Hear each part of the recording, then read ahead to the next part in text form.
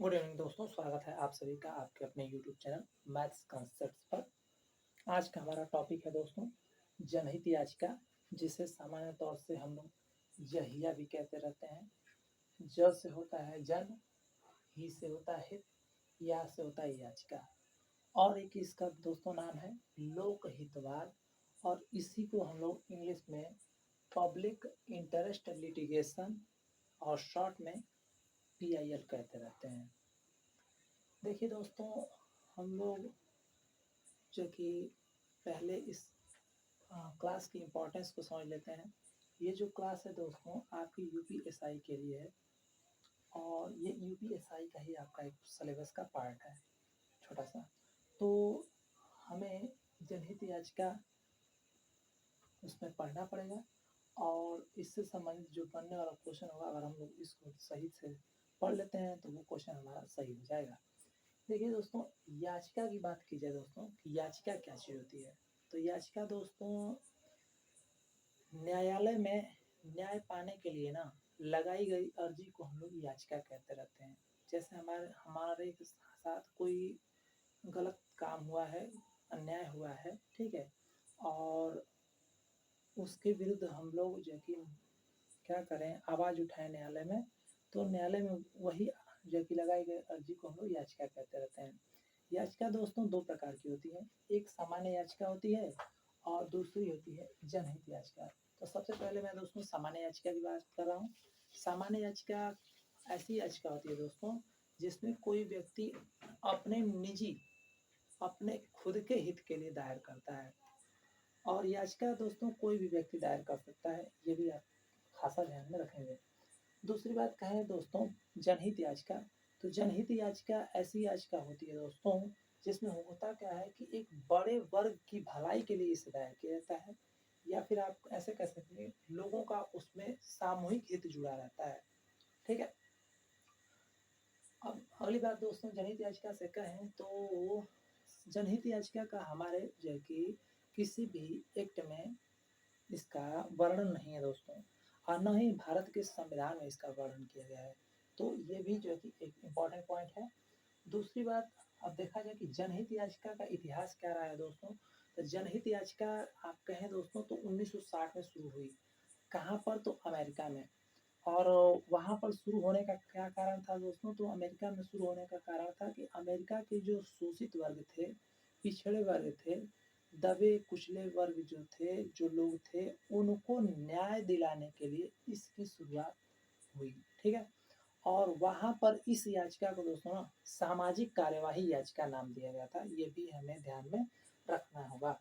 भारत में जनहित याचिका की बात कहें दोस्तों, तो भारत में जनहित याचिका की शुरुआत जो है कि एक केस से शुरू होगी, और उसी केस में इसकी नींव भी पड़ जाएगी।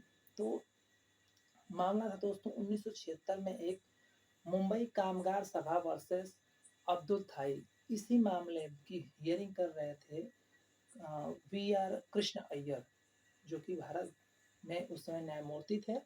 तो ये उसकी हियरिंग कर रहे थे, और इन्हीं को जो है कि भारत में PIL की नींव डालने का श्रेय जाता है। अब आगे बात करें दोस्तों इसमें, तो भारत में PIL की शुरुआत कब होती है दोस्तों, तो भारत में PIL की शुरुआत 1980 के दशक में होती है दोस्तों, और उस समय भारत के 17वें न्यायाधीश के तौर पर काम कर रहे होते हैं PN भगवती।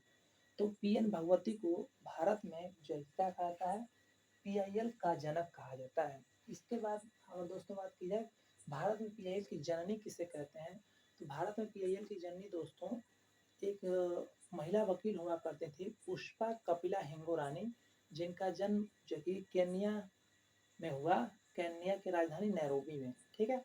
तो उन्हें जो कि भारत में PIL की जननी कहा जाता है। और पुष्पा कपिला हिंगोरानी पहली ऐसी महिला वकील हैं जिनका सुप्रीम कोर्ट के लाइब्रेरी में फोटो लगाया गया दोस्तों, ये भी हमें ध्यान में रखना है। PIL के संबंध में सुप्रीम कोर्ट का क्या नियम है दोस्तों, तो PIL के संबंध में सुप्रीम कोर्ट का क्या नियम है, तो लोकहित में कोई भी व्यक्ति क्या कर सकता है, PIL दायर कर सकता है, पहला नियम। दूसरी बात दोस्तों कहें कि अगर कोई व्यक्ति न्यायालय नहीं पहुंच पाता है, तो वो क्या कर सकता है, पोस्ट कार्ड के माध्यम से या फिर पत्राचार के माध्यम से भी PIL दायर कर सकता है। पीआईएल की अगर शुल्क की बात करें दोस्तों, तो पीआईएल का जो शुल्क रखा गया है सामान्य तौर से वो ₹50 है, और वो भी अगर जो कि याचिकाकर्ता के पास नहीं जुट पा रहा है, तो उसे भी जो कि कोर्ट आश्वासन देती है कि क्या कर देगी वो, उसे भी माफ़ कर देगी। ठीक? अब जो है कि दोस्तों, हम लोग पीआईएल दायर करेंगे तो राज्य के साथ निजी संस्थान के विरुद्ध भी पीआईएल दायर करना पड़ेगा। मतलब कि कोई संस्थान पर हमें दायर करना है, तो वो जो संस्थान है किस राज्य में पड़ रहा है, उस राज्य सरकार को भी उसके साथ शामिल करके ही दायर किया जा सकता है। अब दोस्तों, यहाँ से बात किया जाए कि पीआईएल कहाँ दायर की जा सकती है, तो देखो दोस्तों, पीआईएल जो दायर होती है वो बिल्कुल हमारा जो आर्टिकल नंबर 32 है सुप्रीम कोर्ट से रिट दायर जो कि जारी करने की क्षमता प्रदान करता है, तो उसी रीट की तरह जो है कि पीआईएल दायर की जाती है। तो अनुच्छेद 32 के तहत अगर आप कहें कि पीआईएल कहाँ दायर की जा सकती है दोस्तों, तो सुप्रीम कोर्ट में आप दायर कर सकते हैं। और इसके अलावा 226 आर्टिकल के तहत आप जो कि हाई कोर्ट में दायर कर सकते हैं। अब पीआईएल कौन दायर कर सकता है दोस्तों? पीआईएल कौन दायर कर सकता है दोस्तों? तो सबसे पहली बात, कोई ऐसा व्यक्ति जो समाज की भलाई चाहता हो, वो दायर कर सकता है, या फिर कोई ऐसा व्यक्ति जो खुद पीड़ित हो, वो भी दायर कर सकता है। इसके अलावा अगर देखिए कोई संस्था है, कोई एनजीओ है, कोई संगठन है, ठीक है? तो ये भी आप क्या कर सकते हैं, सब पीआईएल दायर कर सकते हैं, सब जो जनता के हित के बारे में सोच रहे हो सब, ठीक है? वो दायर कर सकते हैं। अब दोस्तों, क्या रखा है यहाँ पर क्वेश्चन है कि पीआईएल दायर होगी कैसे? देखो दोस्तों, पीआईएल दायर करने के लिए हमें करना क्या होता है कि पीआईएल मैंने अभी जस्ट आपको बताया कि जैसे रीट होती है उसी के समान इसको दायर किया जाता है। तो सुप्रीम कोर्ट में अगर हम जो कि पीआईएल दायर करना चाहते हैं दोस्तों, तो अगर हम खुद वहाँ सुप्रीम कोर्ट तक पहुँच पाते हैं, तो हमें अपने याची पत्र का 5 प्रतियाँ जमा करनी पड़ेंगी। और अगर पत्राचार के माध्यम से कर रहे हैं तो फिर एक ही से हो जाएगा काम। और हाई कोर्ट में बात करें दोस्तों, अगर हम लोग खुद हाई कोर्ट चल के जा रहे हैं, तो वहाँ पर जो है कि याची पत्र का कम से कम 2 पेज जमा करना होगा, 2 प्रतियाँ जमा करना होगा। या फिर पत्राचार के माध्यम से भेज दे रहे हैं, तो वही जैसे सुप्रीम कोर्ट में मैंने बताया 1 पेज, तो वहाँ भी 1 ही पेज जमा कर देंगे और याचिका आपका दायर हो जाएगी। ठीक है? पीआईएल दोस्तों किसके विरुद्ध दायर की जा सकती है? आपका अगला क्वेश्चन है कि पीआईएल किसके विरुद्ध हम लोग दायर कर सकते हैं? तो देखो दोस्तों, पीआईएल अगर हमें दायर करना है, तो पहला पॉइंट तो आप याद रखिए कि किसी निजी पक्ष के खिलाफ तो हम पीआईएल दायर नहीं कर सकते, ठीक है? तो मान लीजिए कि ऐसा कि कोई कंपनी है जिसकी वजह से हमारे क्षेत्र में जल प्रदूषण या फिर वायु प्रदूषण या फिर मृदा प्रदूषण हो रहा है, और उसके वजह से आम जनजीवन प्रभावित हो रहा है, तो हम लोग क्या कर सकते हैं, उस फैक्ट्री पर पीआईएल दायर कर सकते हैं। लेकिन कैसे? तो सबसे पहले हमें क्या करना होगा कि जिस राज्य में वो फैक्ट्री है, उस राज्य सरकार को जो कि, और चाहे हम लोग तो केंद्र सरकार को भी जो कि समाहित करके, और इन तीनों पर एक साथ पीआईएल दायर करेंगे तो कर सकते हैं। अन्यथा जो कि अगर हम चाहें कि सिर्फ फैक्ट्री पर कर दें पीआईएल, तो हम लोग नहीं कर पाएंगे।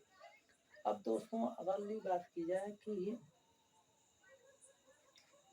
जनहित याचिका दायर की जा सकती है, तो मैंने आपको बताया, अच्छा ये बताया है पीआईएल किसके विरुद्ध दायर की गई।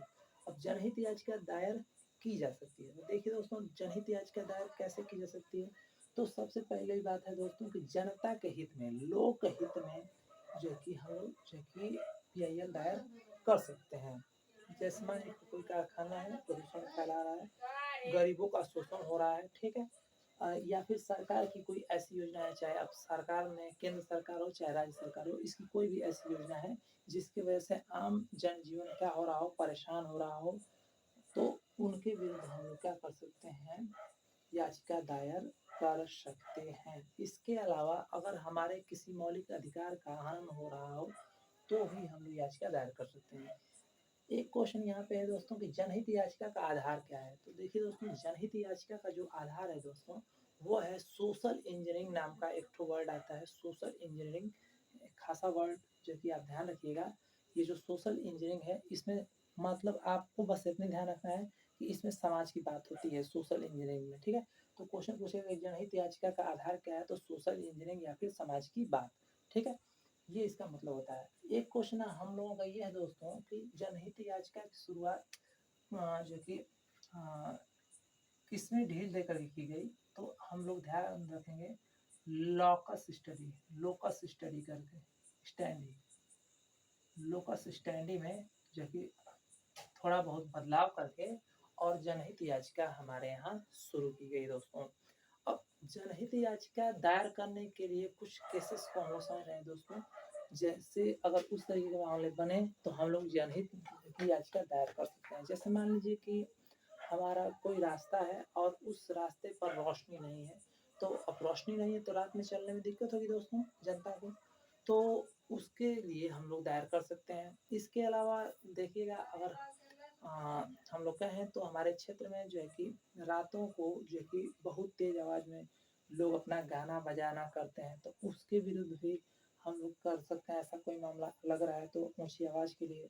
फिर अगर जेल में बात करें कि जेल में कैदियों के साथ कोई जो कि अभद्र व्यवहार हो रहा है या फिर उनके साथ खाना दाना को लेकर के कोई भी चीज़ ऐसी हो रही है, तो जेल में सुधार करने के लिए किया जा सकता है दायर, ठीक है।